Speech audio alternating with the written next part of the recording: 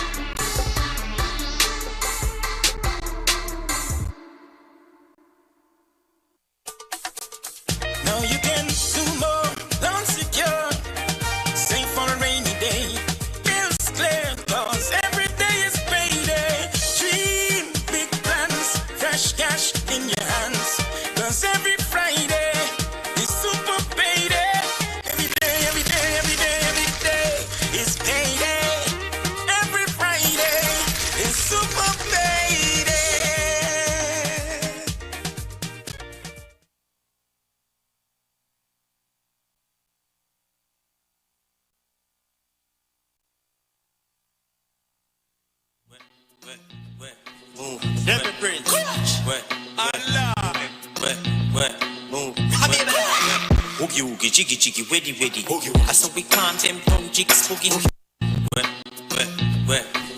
Never Prince. Allah. Move.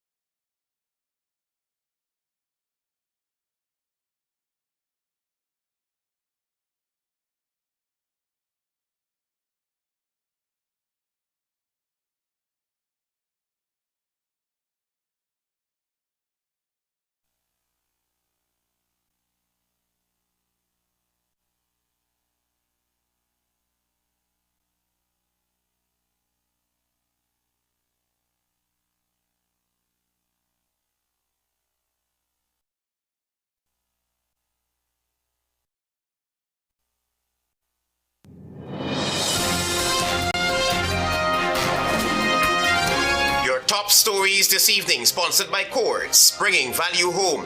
46-year-old man charged with the murder of a GEA employee in 2012.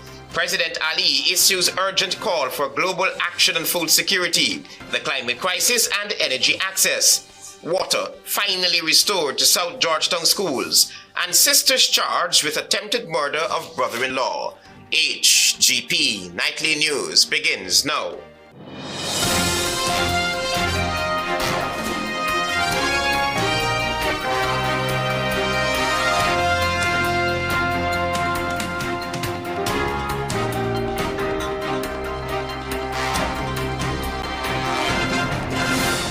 Good evening to our viewers here in Guyana and online. I'm Travis Chase with the Monday, September 23 edition of the HGP Nightly News. Here's what you need to know this evening.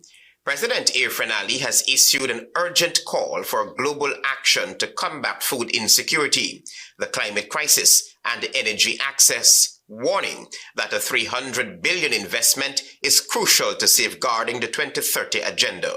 More from Carice Gonzalez. During Monday's 6th plenary meeting of the 79th session of the United Nations General Assembly, reiterated the need for urgent stakeholder intervention, targeting 3 critical areas: food insecurity, access to renewable energy, and climate crisis. Meeting the climate finance commitments can no longer be postponed. Forests are an integral part of the climate solution. The president pointed out that the situation regarding food security is rapidly declining, with distressing projections suggesting that an estimated $90 billion in annual funding will be required between now and 2030 to establish a basic social safety net. If you're not able to meet the basic need of feeding our people, the entire agenda. The president further emphasized that solutions for energy security must prioritize equity, technology access, and should not neglect the issue of the digital divide, as many individuals still lack even basic connectivity. He highlighted that technology transfer, farmer insurance, financial access, and fair trading practices are all essential components of the broader solution. Our public policies and global strategies must be aligned, and our global institutions responsive. Outdated and broken global systems must be fixed. Global leaders were urged to work together to reform the international financial system, making it more inclusive and supportive of sustainable development for everyone. I am Carice Gonzalez reporting for the HGP Nightly News. Following significant flooding and erosion in the mining town of Linden, the Prime Minister and the technical team engaged stakeholders over the weekend in an effort to address the situation. Find out more from Tiana Cole. Following several appeals by Mayor Sharma Solomon to the government to engage the town council in order to address challenges affecting the region, Prime Minister Brigadier Retired Mark Phillips and Minister of Public Works Juan Edgell convened a critical meeting with stakeholders to address flooding in the area. The primary agenda addressed immediate, medium, and long-term flood mitigation efforts. Among actions discussed were flood investigation and site assessments, which will be conducted by a team of engineers from the Ministry of Public Works Special Project Unit, NDIA, and other key stakeholders.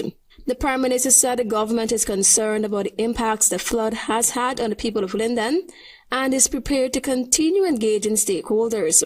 Opposition Member of Parliament Jeremy Figueroa, who is tasked with overseeing a flood investigation assessment in the mining town, told Nightly News on Monday that the meeting was fruitful since it provided a forum for discussing concerns connected to flooding that impact the people of Region 10. We propose some immediate fix we believe that can bring immediate relief, which was to clean all of the identified drains within the communities, identify the drains that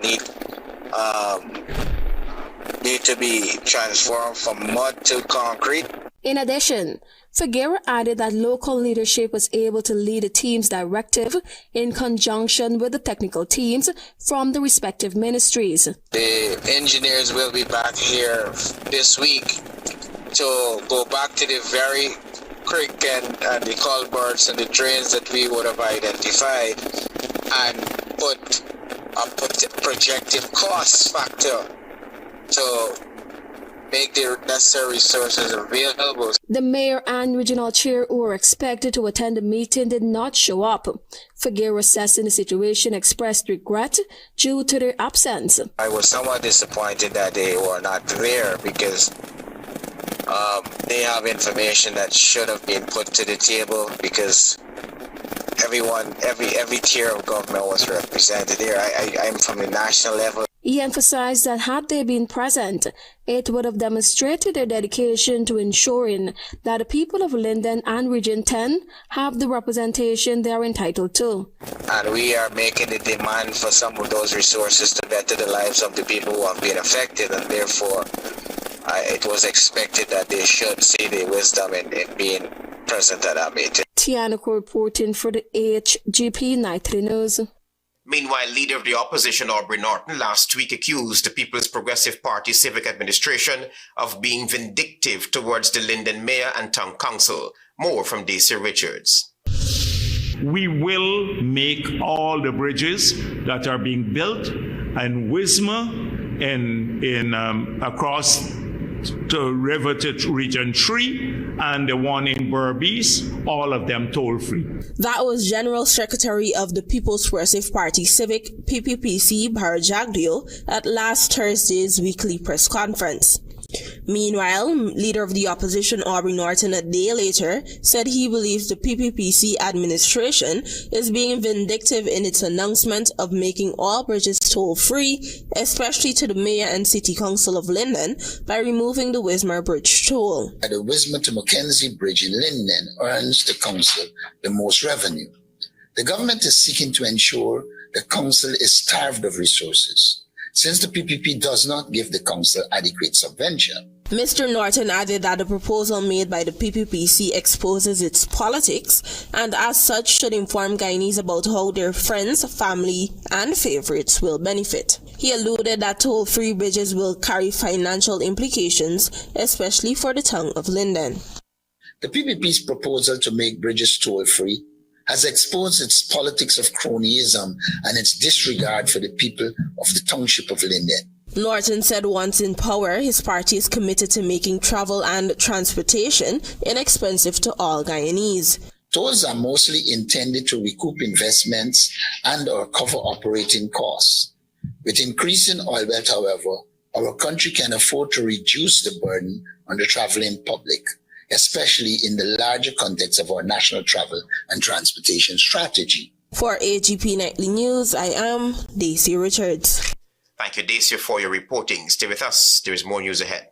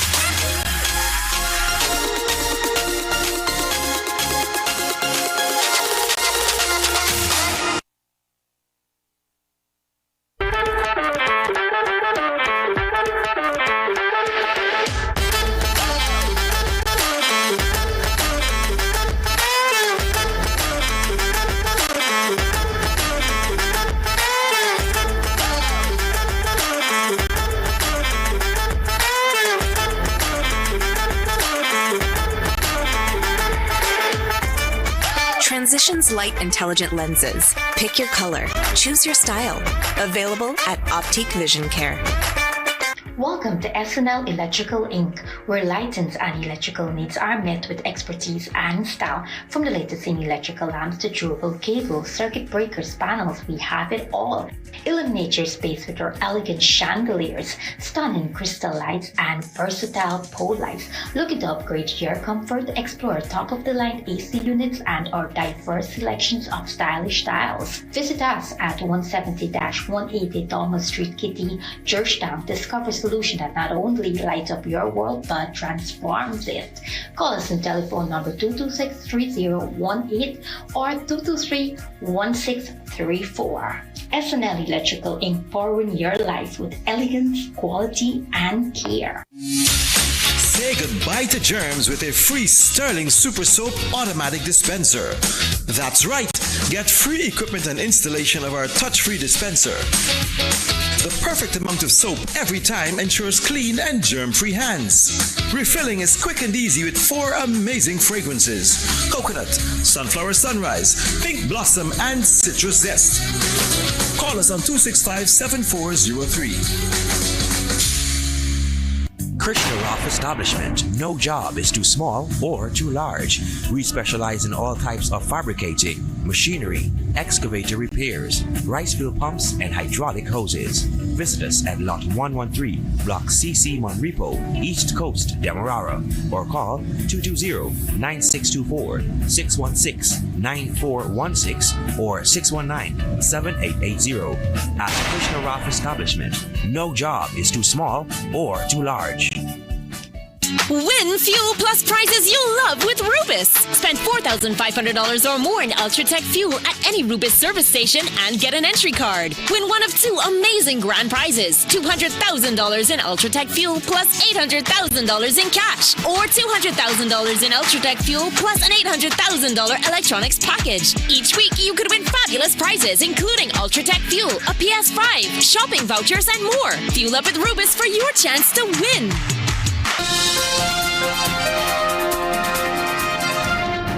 welcome back to the HGP Nightly News.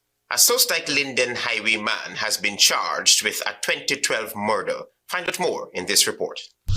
Officers of the Cold Case Unit of the Criminal Investigation Department have charged 46-year-old Ryan Francis with the December 2012 murder of Leroy Talgett. He was not required to plead to the indictable charge when he appeared before Diamond Magistrate Wanda Fortune. He was remanded to prison until October 9, 2024. The police spent several hours questioning Francis about the disappearance of Talgett, a former Guyana Energy Agency employee. Investigators seemed to be working with the information provided to them by an informant who claimed that Francis admitted that he killed Talgett. 13 years after the disappearance of the former GEA employee, police say that Francis is the prime suspect in the matter. He was arrested last week. In April of 2022, police had issued a wanted bulletin for Francis. Francis, whose last known address was Sosdike East Bank Demerara, was detained on January 4, 2013, days after Talgett had disappeared.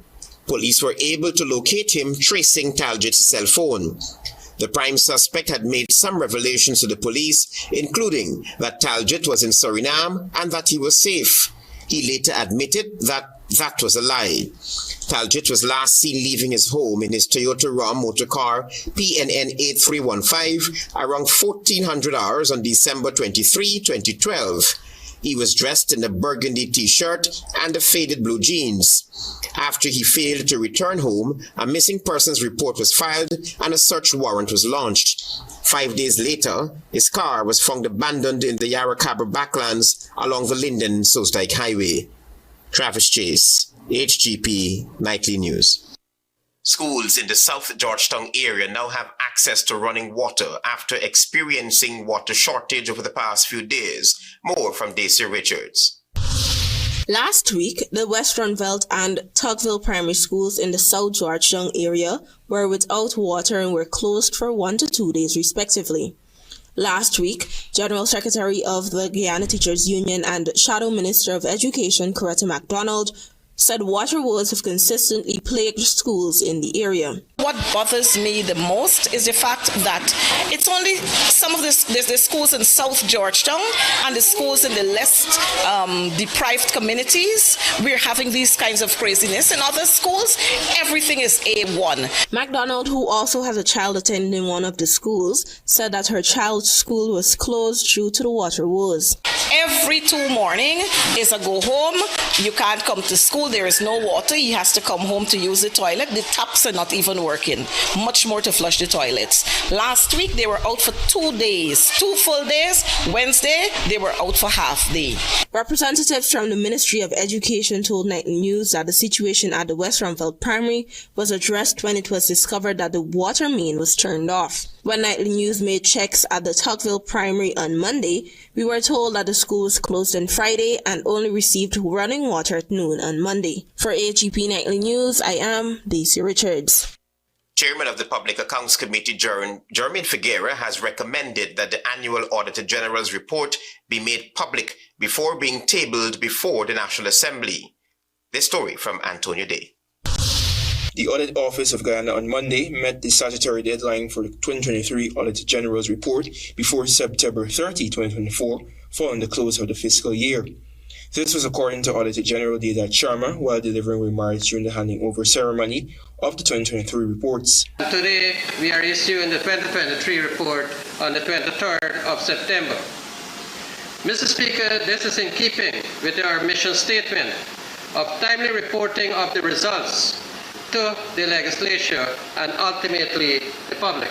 The Audit Office of Guyana has been diligently working to ensure that entities and their relevant personnel grasp the significance of performance audits, according to Sharma. Chairman of the Public Accounts Committee, PAC, Jermaine Figuera, while lauding the Audit Office for meeting key deadlines, recommended that documents such as these be made public before being laid at the National Assembly. The time has come for it to be made public after it has been presented to the Speaker of the House, rather than it being laid, then made public.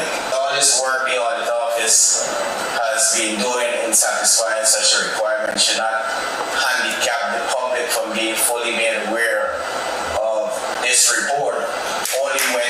laid in the National Assembly. Meanwhile, Public Works Minister Juan Edgel, who is also a sitting PAC member, has committed to addressing any shortfall highlighted in the reports. The Public Accounts Committee will have to examine every paragraph, every agency as they so desire. When we are done and that report is adopted and goes to the National Assembly, the Finance Secretary has to produce a Treasury memorandum indicating how the government plans to fix what was found to be lacking. Antonio D. reporting for the HGP Nightly News. The Public Procurement Commission should have taken corrective measures regarding the incomplete Bellevue pump station, so says the Shadow Minister of Local Government and Regional Development, Ganesh Mahipal. Antonio Day reports. It is way behind schedule, and it is no different from what we projected when we said that in the first place it should not have been awarded to that controversial figure. That was opposition member Ganesh Mahipal commenting on the incomplete Bellevue pump station located along the west bank of the Demerara. Contextually, the award of the $865 million Bellevue pump station to inexperienced company Tepui Inc. has sparked controversy. The company's principal, Michael Rodriguez, also known as a Guyanese critic, was deemed to have no experience in construction. Mahipal related that this is a clear indication that the contract should not have been awarded to Tepui in the first place. At this juncture, Mahipal posited that procuring entities such as the Public Procurement Commission, known as PPC, and the National Procurement and Tender Administration are to be blamed for this occurrence. However, Mahipal, who is the Shadow Minister of Local Government and Regional Development, believes that this is a lousy excuse. We must remember that the Public Procurement Commission, in terms of the pump station at Bellevue, they said that they need to fix it going forward. And they did not take a definitive position on pronouncing that it was done in a manner that was very much wrong. The PPC back in April cited a few breaches in the awarded contract to Tepui Inc., but in its summary of findings, it stated, and I quote, "There is nothing in its framework which allows the Commission to revoke, rescind, recall, or stop the contract once entered," end of quote. However, Mahipal expressed no confidence in the PPC. We are not optimistic about the Public Procurement Commission calling out the NPTAB for their wrongdoing. And we remember the tit for tat that NPTAB and Public Procurement Commission had in terms of producing documents to PPC. Antonio D. reporting for the HGP Nightly News. Stay with us, there is more news ahead. Planning a cleanup? We can help. Sevon's Waste Management skip bins can be provided for home renovation projects, yard cleanup, or construction project. It's simple. Step 1, give us a call. Step 2, we put down the bin. Step 3, load it up with all of your junk. Step 4, we take it away. That's simple. Bins are also available in various sizes, so there is no job that is too big or too small. Call Sevon's Waste Management today at 218-1455. Tropic Construction Solutions, we pride ourselves on being one of the leading distributors of high-quality woven and non-woven geotextile fabric, geotextile tubes, and geogrids for over 15 years in Guyana. We supply reflective vests, sleeves, quality hard hats, and more for your construction needs. We are located in number 2 Village, East Coast Berbice, 1 minute from Palmyra. Our distribution mechanism enables us to offer delivery across the city of Georgetown. Contact us at +5926 284 077 or visit our website at www.tcsgt.com.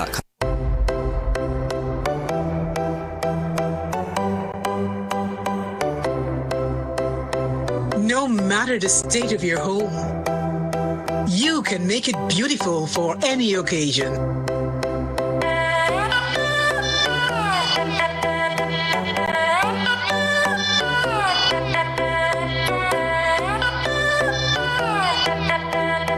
NNS Matai Home Goods Warehouse. Simply better living.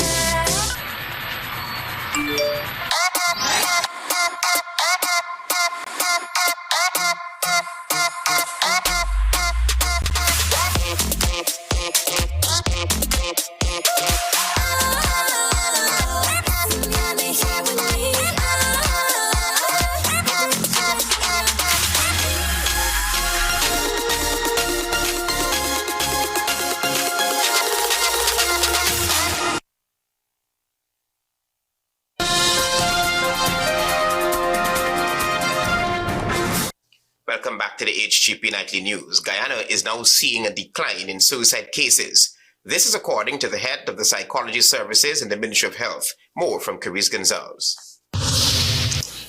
In a recent episode of the Health Matters program, Dr. Mark Constantine, a clinical psychologist and head of Psychology Services at the Mental Health Unit, noted that the ministry has been successful in rolling out interventions to address suicide. We have seen a decline, tremendous decline in attempts, both in successful suicide and those who attempt suicide. He pointed out that various factors contribute to suicidal behavior, including mental health conditions like depression and schizophrenia, as well as social issues such as substance abuse and conflicts in relationships.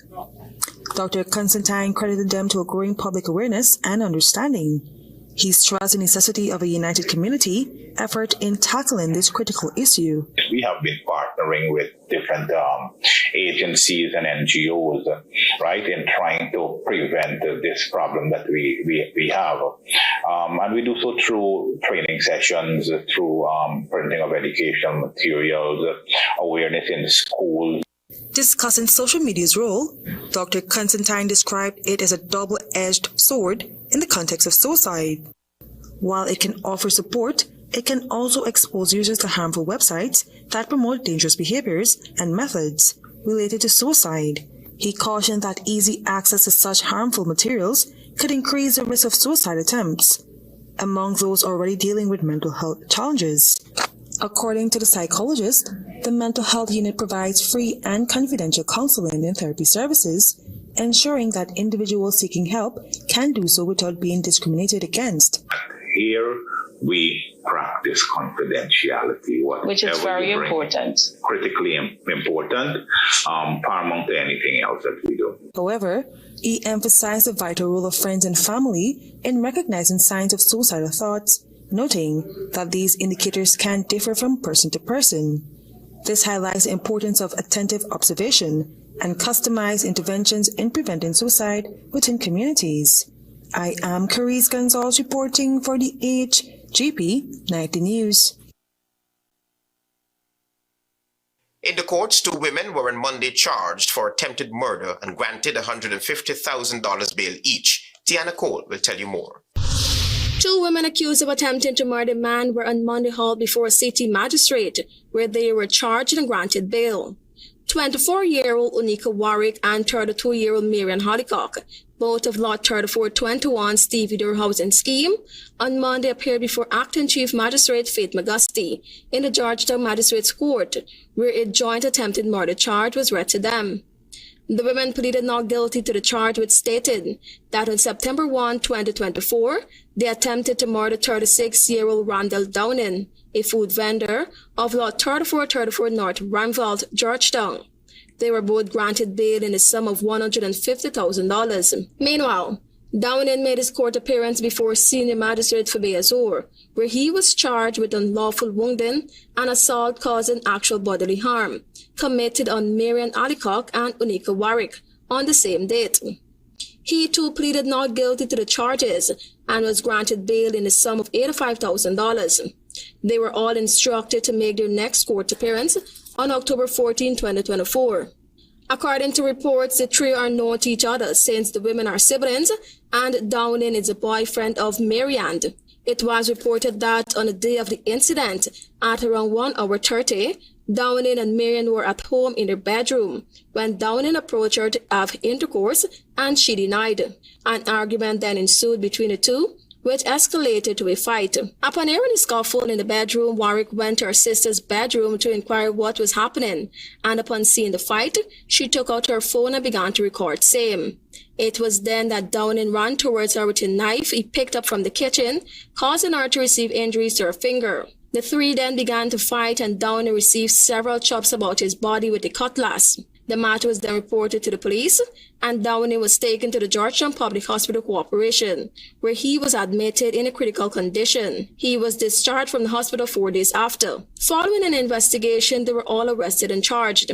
Tiana Cole reporting for the HGP Nightly News. Stay tuned for your regional news.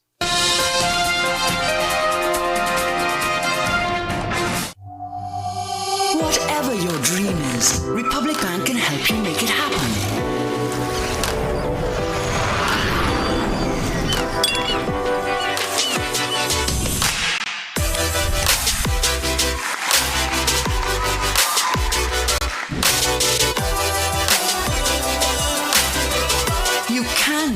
happen, let's help you get there with a Make It Happen loan. Republic Bank. We're the one for you.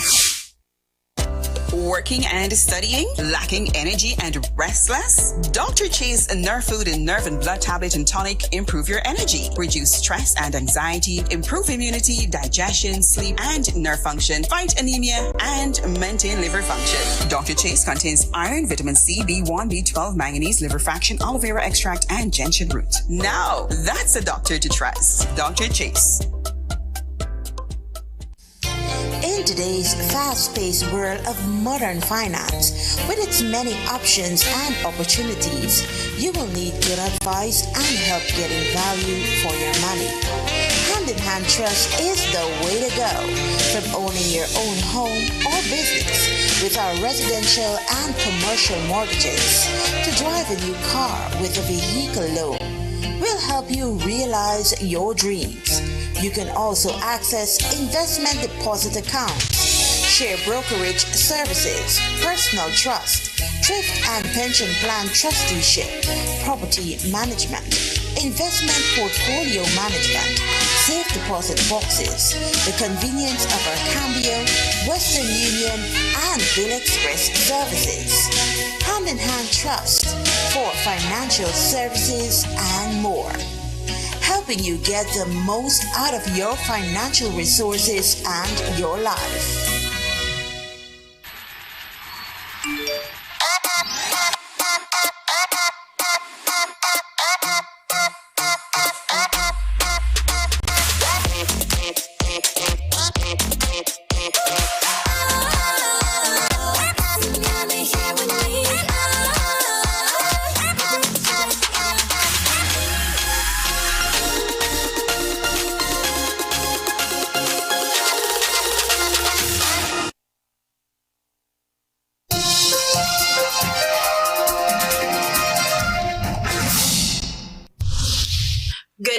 I'm Daisy Richards and welcome to Monday's edition of the Regional News. We begin with news from Jamaica.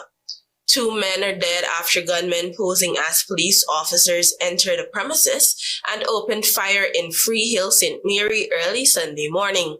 The deceased have been identified as 26-year-old Barrington Clark and 48-year-old firefighter Gary Samuels, both of the same address. Reports indicate that around 1:30 a.m., Clark and his common-law spouse were at home when they heard gunshots coming from downstairs their 2-story house. It is further reported that shortly after, individuals knocked on their door, identified themselves as police officers, and instructed them to open the door. The men allegedly forced the door open, asked for someone named TK, and upon receiving no response, opened fire, hitting Clark. Clark's partner was instructed to run and the men then fled. She then sought assistance from Samuels, who lived in a lower section of the house, but reportedly found him lying face down with gunshot wounds. Clark was taken to the Port Maria Hospital where he was pronounced dead on arrival, while Samuels was pronounced dead at the scene.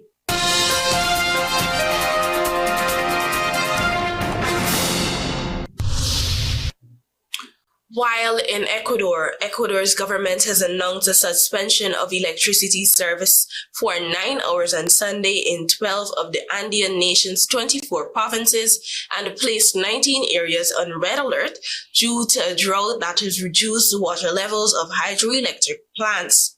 The blackout in the provinces will be from 8 a.m. local time until 5 p.m., the Ecuadorian presidency said in a statement released Saturday night on X. It is in addition to the government's plans announced on Tuesday for 8-hour nightly power cuts nationwide from Monday to Thursday. Ecuador is gripped by the worst drought in the country in 61 years and energy crisis made worse by what the government says is lack of maintenance of existing dams and contracts to ensure new energy generation. The Ecuadorian authorities said the extra suspension for electricity for Sunday was based on, quote, protecting water resources, unquote. The measure was taken after a session of the Emergency Operations Committee on Saturday night. After the government announced the planned power cuts on Tuesday, the military entered the Mazar hydroelectric plant of about 170 megawatts and considered key for its large storage capacity to support its operation and protect it.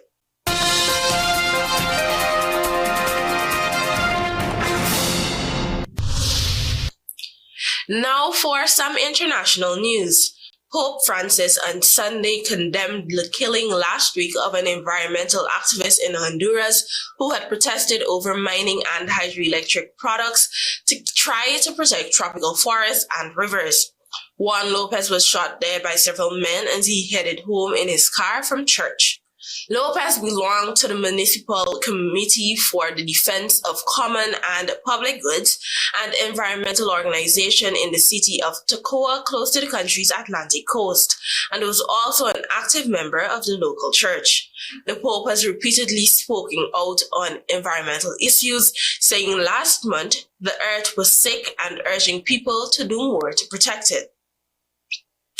Thank you for watching. Do have a productive week. Until next time.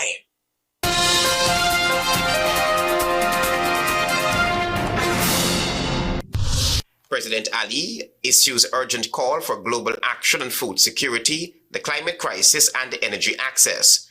Water finally restored to South Georgetown schools. PM leads high-level team to Linden to address flooding and erosion. And sisters charged with attempted murder of brother-in-law. Those are our major headlines. For these stories and more, please go to our website. It's www.hgptv.com. I'm Travis Chase. Thanks for watching. Goodbye.